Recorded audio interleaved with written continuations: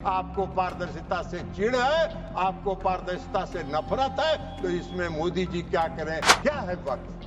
वक्फ कोई मुस्लिम संस्था है क्या? वक्फ एक तरह का ट्रस्ट है, जो ट्रस्ट मुसलमानों के हक में काम करने के लिए बनाया। मुस्लिम कोई धार्मिक संस्था नहीं है वक्फ। उनका चेहरा आपको खराब लगता है तो मोदी जी क्या करेंगे? आपको पसंद नहीं है, उनके काम की प्रशंसा किया करिए। वक्फ संशोधन विधेयक 2025 पर चर्चा हो रही है और चर्चा के प्रारंभ से ही ऐसा माहौल बनाने का प्रयास किया जा रहा है कि जैसे यह कोई वक्फ संशोधन विधेयक जो है ये मुस्लिम विरोधी है। और यह आज से नहीं है।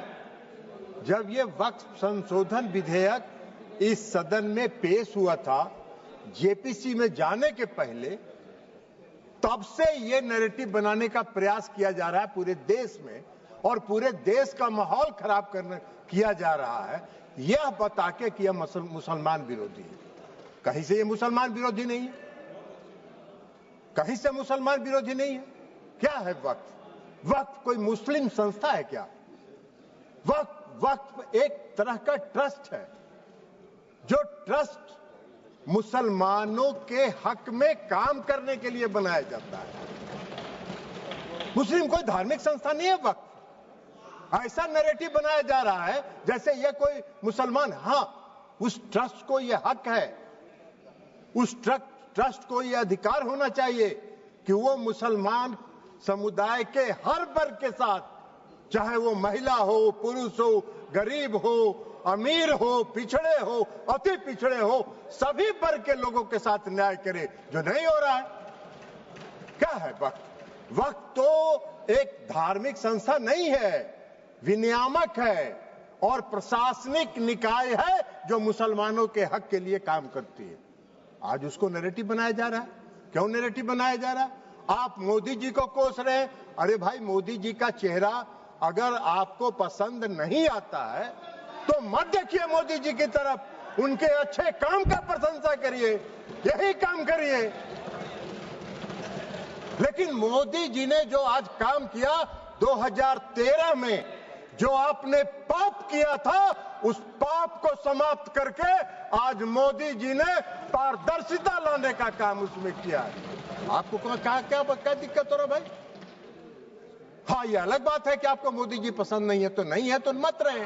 लेकिन देश की जनता मोदी जी को पसंद करती है और इसलिए मोदी जी पारदर्शिता के साथ समाज के हर तबके के लिए काम करने का काम करते हैं। ये पाप आपका है और आपके उस पाप को आज मोदी जी ने आपके चंगुल से, उस गिरोह से निकाल के आम मुसलमानों की तरफ उसको फेंक दिया है उसके काम करने के लिए। तो ये आपको खराब लग रहा है? क्यों खराब लग रहा है भाई?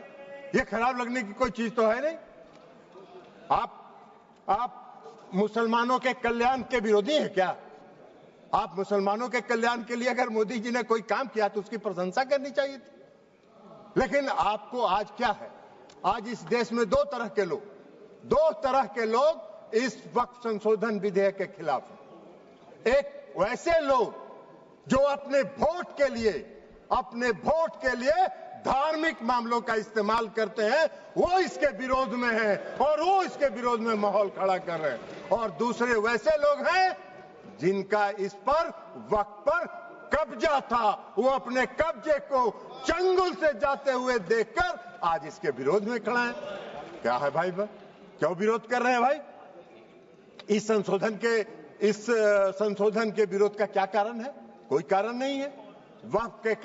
वक्फ का जो पूरा कार्यकलाप है, वक्फ का जो पूरा वर्किंग है, उस वर्किंग में तो कहीं से इस संशोधन में हस्तक्षेप करने का कोई अधिकार नहीं है। लेकिन अगर वक्फ के कार्यकलाप में हम कोई हस्तक्षेप नहीं कर रहे हैं, लेकिन हम वक्फ का जो आमदनी है वह आमदनी सही मामलों में मुसलमानों के लिए खर्च हो, इस पर नजर रखने के लिए हम इसमें संशोधन लेके आए। आपको क्या दिक्कत नजर आ रहा है इसमें?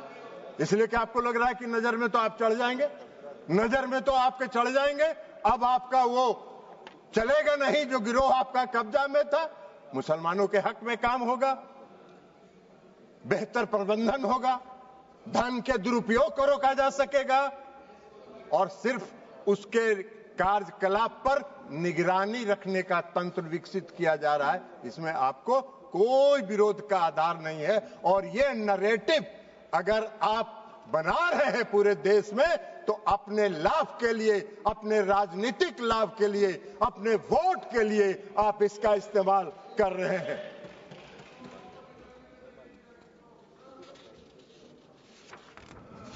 सभापति महोदया, इस संशोधन से क्या होगा?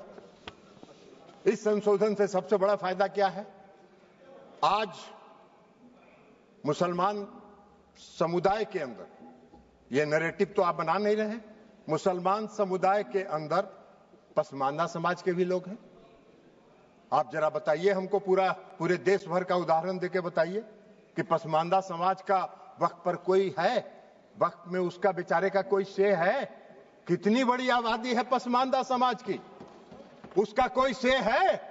आप पूरे देश में, आपके नेता, कांग्रेस पार्टी के नेता पूरे देश में चिल्ला चिल्ला के कह रहे हैं जातीय गणना कराइए, जनगणना कराइए। तो कराइए, तो मुसलमान के पसमानदा के आप खिलाफ कहां हैं? अगर उनको हक दिया जा रहा है और उनको अधिकार दिया जा रहा है। आपको बता देते हैं, आपको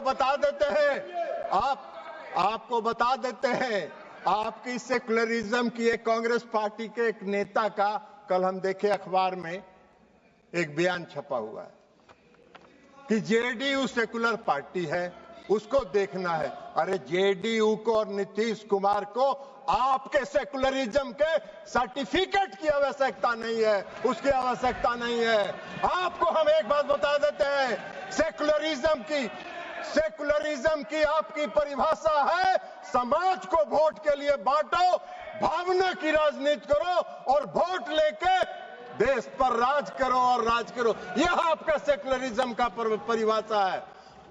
नीतीश कुमार जी का और जेडीयू के सेकुलरिज्म की परिभाषा है कि बिना कोई विवाद किए हुए काम करो, समाज के हर वर्ग के लिए काम करो। आपने तो इस देश में बहुत दिन शासन किया। आपको एक मिनट सुनिए, जयप्रकाश जी आपको बता देते हैं, बिहार में नीतीश कुमार जी 20 साल से बिहार के मुख्यमंत्री हैं। आजादी के बाद से आपने कब तक शासन किया?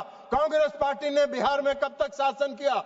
आजादी के बाद से नीतीश कुमार जी ने 20 वर्षों में मुसलमानों के हक में जो काम किया, आजादी के बाद से आज तक नहीं हुआ। क्या हुआ? मुसलमानों के लिए नीतीश कुमार जी ने तालमी मरकज बनाया, हुनर योजना चलाई। भागलपुर दंगा हुआ था, किसके राज में हुआ था? वेणुगोपाल जी, आपके राज में हुआ था। क्या न्याय किया था आपने मुसलमानों के लिए? नीतीश कुमार जी ने एनडीए के राज में भागलपुर के दंगा पीड़ितों को न्याय देने का काम किया। यह काम नीतीश कुमार जी ने किया। आपका सेकुलरिज्म की क्या परिभाषा है? नीतीश कुमार जी ने पूरे बिहार के कब्रिस्तान की घेराबंदी करा दी। आप तो आजादी के बाद से इतना दिन शासन किए, कौन सा काम आपने किया बिहार में और मुसलमानों के हक में, ये बता दीजिए।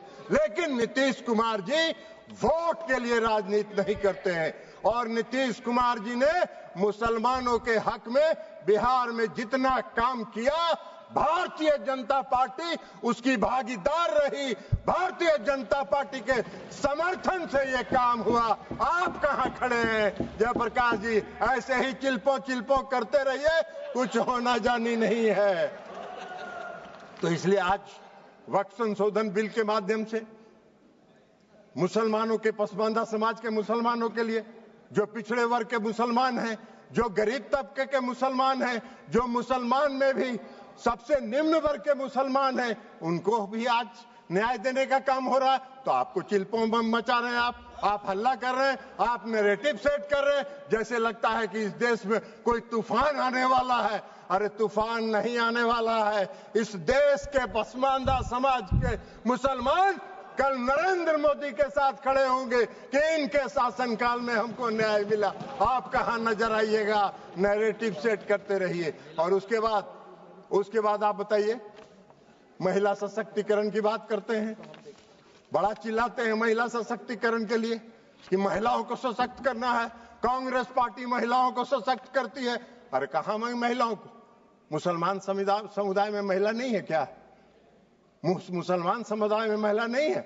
आज अगर मुस्लिम समुदाय के महिलाओं को वक्फ के साथ जोड़ा जा रहा है, आपको क्यों विरोध हो रहा है? मुस्लिम समाज के महिलाओं को भी सशक्तिकरण का हक है, उनके सशक्तिकरण का भी काम प्रधानमंत्री नरेंद्र मोदी जी की सरकार ने किया।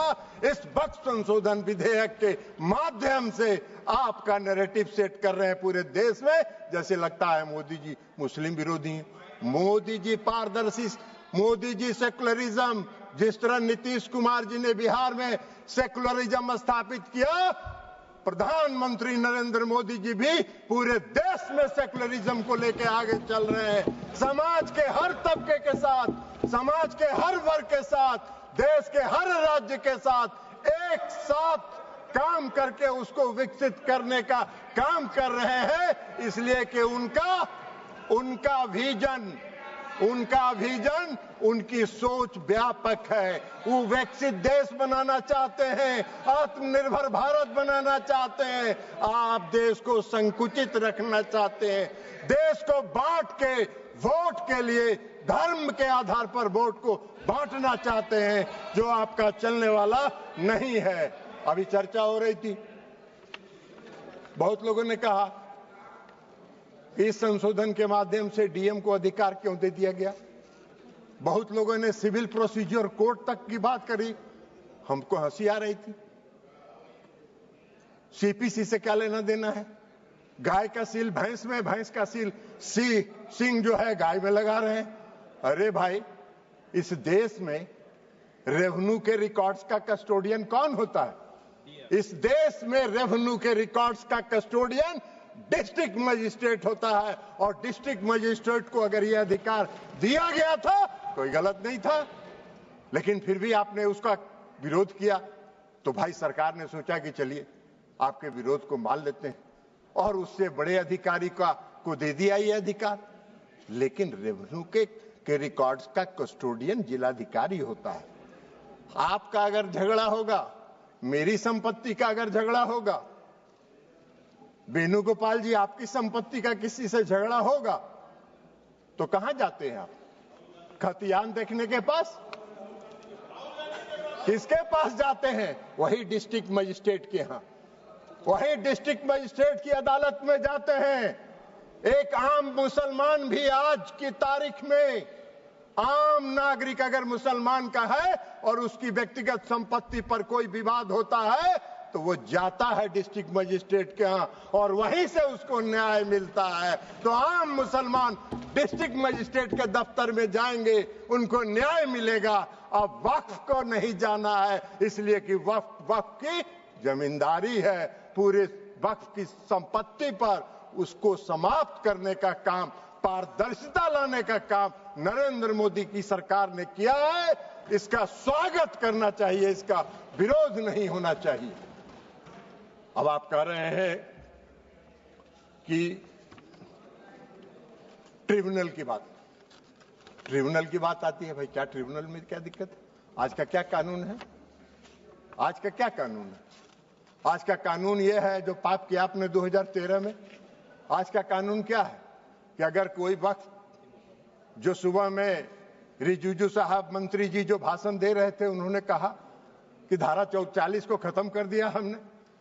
बड़ा बहुत अच्छा धन्यवाद के पात्र हैं किरेन रिजिजू साहब जी। इन्होंने सुप्रीम कोर्ट की बिल्डिंग को, राष्ट्रपति भवन की बिल्डिंग को, लोकसभा की बिल्डिंग को बचा लेने का काम किया, नहीं तो कल कह देता कि ये भी मेरा वक्त का संपत्ति है। भाई आपका ऐसा कौन सा कानून है इस देश में? इस देश में ऐसा कहीं कानून होता है? कोई प्रजातांत्रिक, हम आजादी के बाद से इतने दिनों से इस देश को चला रहे हैं, कौन सा इस देश में ऐसा कानून है कि वक्फ ने जिस पर रख दिया हाथ, वक्फ की संपत्ति हो गई? अभी सेकुलरिज्म के इनके सहयोगी हैं, जिनके आजकल वेणुगोपाल जी जिस पार्टी जो है, जिसकी पिछलग्गू बनी हुई है, आज उनका भी वायरल हो रहा है इसी लोकसभा में उनका दिया हुआ भाषण वायरल हो रहा है, जिन्होंने कहा है कि पूरे डाक बंगला चौक को पटना के वक्फ वालों ने कब्जा करके रख लिया है, सख्त कानून बनना चाहिए और उन लोगों को विदा करना चाहिए। तो यही तो आपका है, यही आपका है, वायरल है। जरा बाहर निकल के वेणुगोपाल जी देख लीजिए, नहीं हो तो बोलिएगा, हम भेज देंगे, मेरे पास भी है, हम भी भेज देंगे आपको, देख लीजिएगा। तो आप वक्फ की संपत्ति को अगर आज समाप्त कर दिया उस धारा को, तो बड़ा बढ़िया काम किया, हम धन्यवाद देते हैं रिजिजू साहब के, जिन्होंने इस देश को बचा लिया और इस देश के कई लोगों को इस शिकंजे में फंसने से बचा लेने का काम इन्होंने किया है, इसलिए हम उनको धन्यवाद देते हैं। अब ट्रिब्यूनल की बात है। ट्रिब्यूनल का क्या था भाई? कल इस कानून के तहत ट्रिब्यूनल में जाइए, ट्रिब्यूनल में जाके आप साबित करिए कि वक्फ का संपत्ति नहीं है, ये मेरा संपत्ति है, और उसको 5 साल तक 10 साल तक ट्रिब्यूनल सुनता रहेगा, और एक बार ट्रिब्यूनल फैसला दे दिया कि वक्फ वाले सही है, अब फिर कहीं नहीं जाइए, फिर उसी में रिवीजन फाइल करिए। यही तो आज का कानून था, जिसको खत्म करके इस सरकार ने पारदर्शिता लाने के लिए सिर्फ इंडिविजुअल को भी नहीं, अगर वक्फ को भी कोई शिकायत है तो वह भी अपील में जा सकता है, उसको भी आजादी मिल गई है।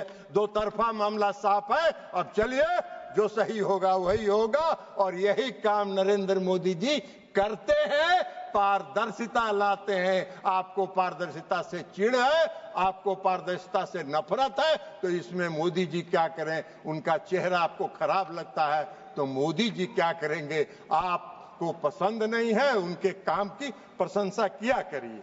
इसलिए आज जो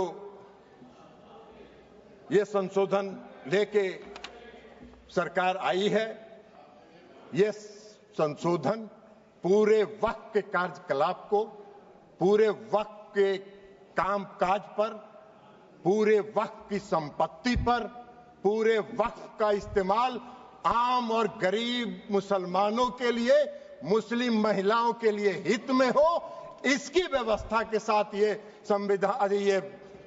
संशोधन विधेयक आया है। हमारी पार्टी जनता दल यूनाइटेड इसका पूर्ण समर्थन करती है, पारदर्शिता का समर्थन करती है, और पारदर्शिता को लाने के लिए हम आदरणीय प्रधानमंत्री नरेंद्र मोदी जी का धन्यवाद करते हैं। अल्पसंख्यक कल्याण मंत्री किरण रिजिजू साहब का धन्यवाद करते हैं और अपनी बात समाप्त करते हैं।